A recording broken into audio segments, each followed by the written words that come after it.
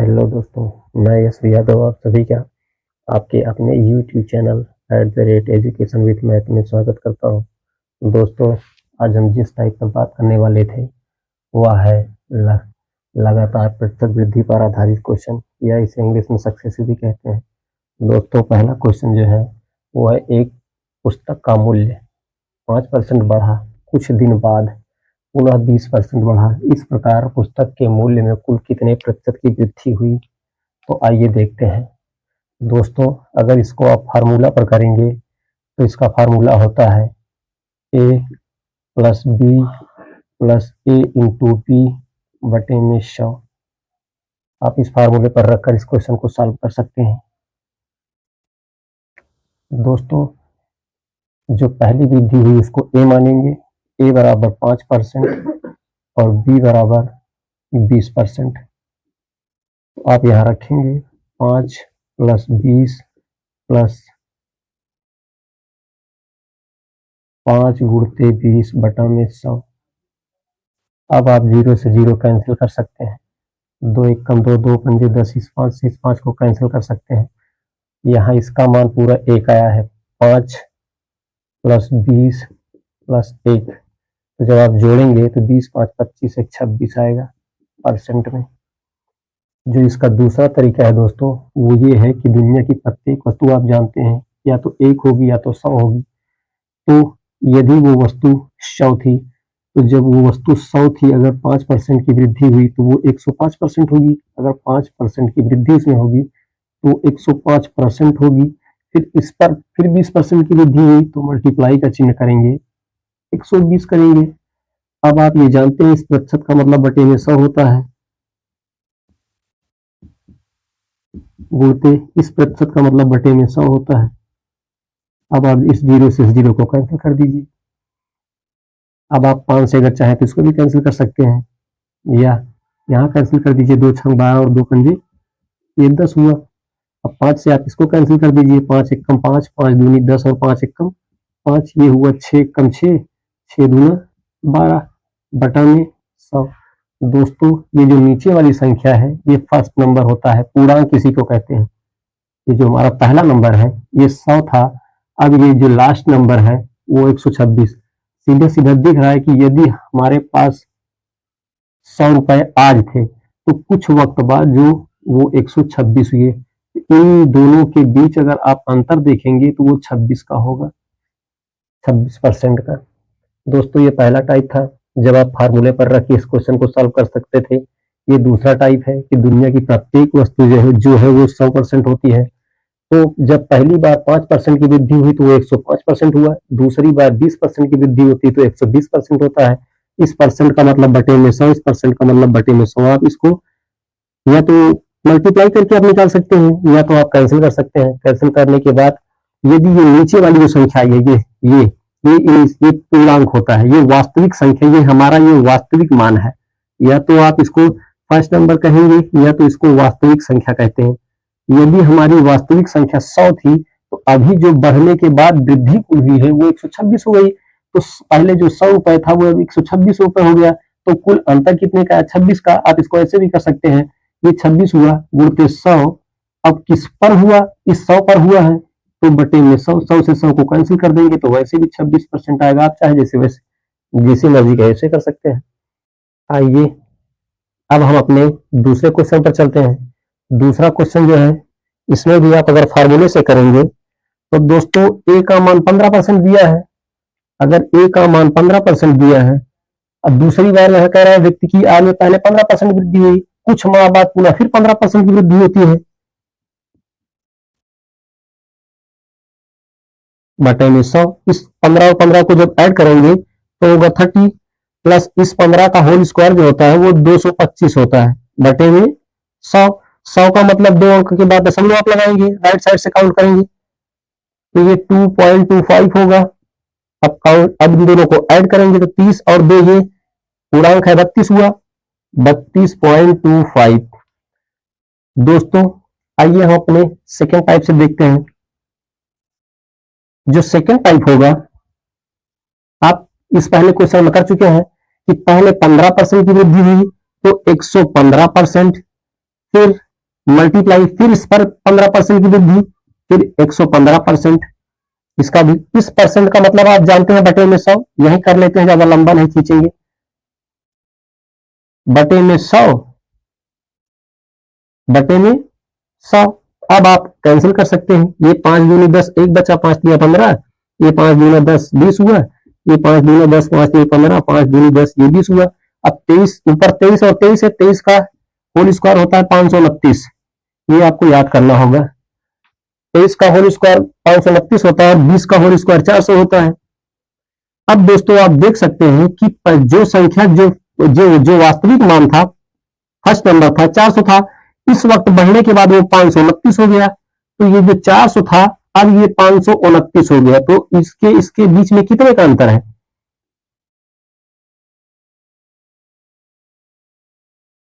129 का। अब आप परसेंटेज में भी कर सकते हैं, प्रतिशत में जब आप करेंगे तो ये जो वृद्धि हुई है 129 गुणित 100 बटा में किस पर हुई है?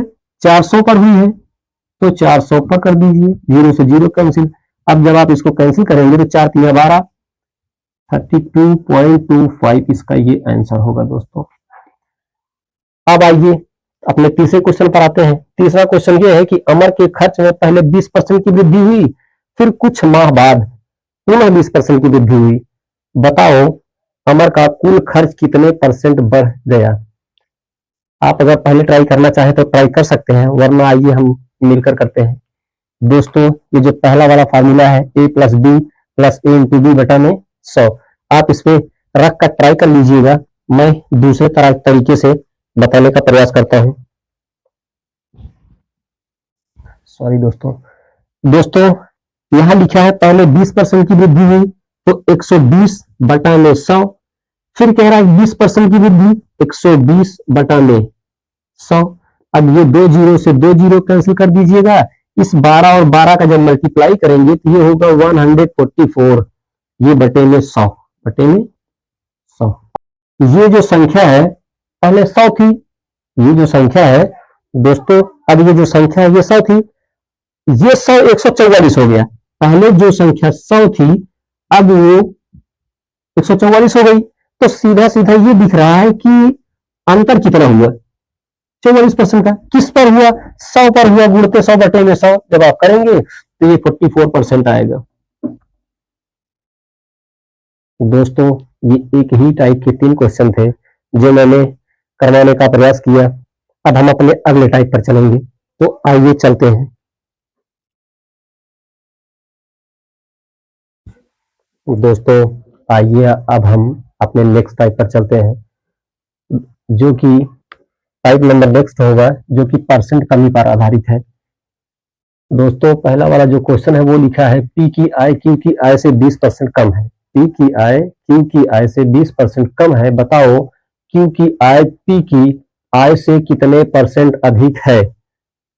तो दोस्तों इसमें जिस फार्मूला का प्रयोग होगा वो होगा प्रतिशत वृद्धि बराबर 100 गुणते प्रतिशत कमी बटा में 100 माइनस प्रतिशत कमी। इस फार्मूले पर रखकर आप इस क्वेश्चन को सॉल्व कर सकते हैं। तो दोस्तों ये परसेंट वृद्धि बराबर होगा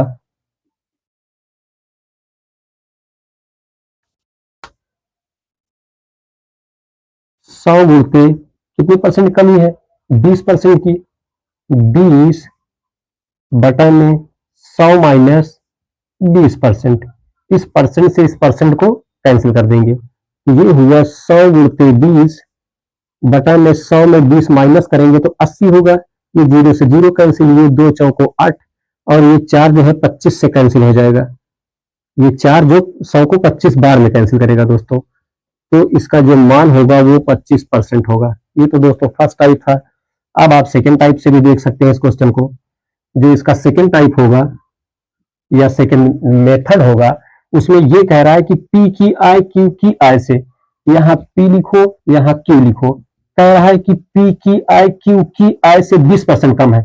यदि ये Q 100 था तो P जो है वो 80 होगा। 20% कम, मतलब 100 का 20% निकालेंगे तो 20 होगा, तो 100 में जब 20 माइनस करेंगे तो 80 आएगा। इन दोनों के बीच जो डिफरेंस आप देखेंगे वो हो रहा है 20 का। तो दोस्तों यहां लिखेंगे 20 गुणते 100, अब किस पर हो रहा है दोस्तों, इस 80 पर हो रहा है। तो अब 0 से 0 कैंसिल करेंगे, 2 चौको 8, इस 4 से 25 बार में। दोस्तों इसका एक टाइप से और इसको सॉल्व कर सकते हैं, लेकिन मैं कभी इसको 60 ट्रिक में बताऊंगा। आइए ये इस नेक्स्ट पर चलते हैं। क्वेश्चन लिखा है एक वस्तु का अंकित मूल्य क्रय मूल्य से 25% कम है। एक वस्तु का अंकित मूल्य क्रय मूल्य से 25% कम है, उसे कितने प्रतिशत अधिक में बेचा जाए कि लाभ ना लाभ हो और ना ही हानि हो। तो ये वाले फार्मूले पर आप रख दीजिए, परसेंट वृद्धि बराबर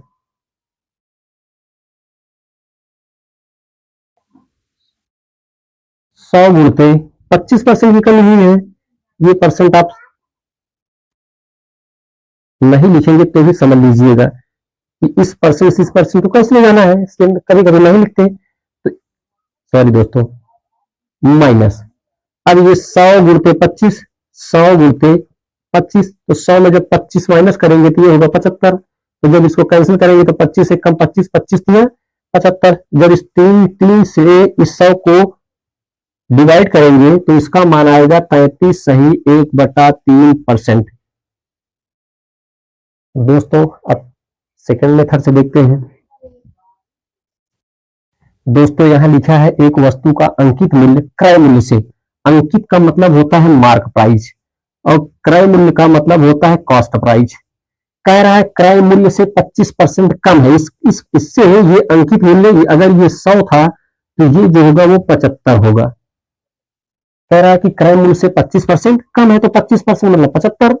अब इन दोनों के बीच जब आप डिफरेंस देखेंगे तो वो होगा 25 का। कितना का? 25 का। तो आप रख लीजिए, तो देख लीजिए। अब यहां लिखिए 25 गुणते 100 और किस पर हो रहा है 70। अब जब अगर कोई वस्तु आप बेचेंगे तो वो अंकित मूल्य पर, भाई कितने कम में खरीद लिए हो वो तो मन नहीं रखता। अब जब आप उसको बेचोगे तो जो मार्क प्राइस होगा वही तो आप उसी से तो कंपेयर करेंगे। 75 होगा, 25 से कम 25, 25 दिया 75। अब इस 3 से इसको कैंसिल करेंगे अगर तो 35 सही 1/3% आएगा। दोस्तों इस तरह से नेक्स्ट क्वेश्चन है, आप देखिए एक रेडियो का मूल्य टेलीविजन के मूल्य से, एक रेडियो का मूल्य इस पर चलो हम ही रख के कर देते हैं 100 गुणते, अब अगर परसेंट कमी कितने की है 10 की, 100 माइनस 10। तो दोस्तों 100 गुणते 10 बटे में 100 में जब 10 माइनस करेंगे तो ये होगा 90, 0 से 0 कैंसिल करेंगे तो इसका जो मान आएगा 9 11 सही 1/9% होगा। तो दोस्तों नेक्स्ट टाइप से आप करने का खुद प्रयास करना। और आप सबसे वीडियो के अंत में छोटी सी रिक्वेस्ट है कि दोस्तों सपोर्ट कीजिए, लाइक सब्सक्राइब और शेयर करने का प्रयास कीजिए। आपके एक लाइक और एक सब्सक्राइब से मेरा मोटिवेशन बढ़ेगा और मैं कुछ अच्छा करने का प्रयास करूंगा। इस उम्मीद के साथ आज की ये क्लास खत्म करता हूं। थैंक यू दोस्तों।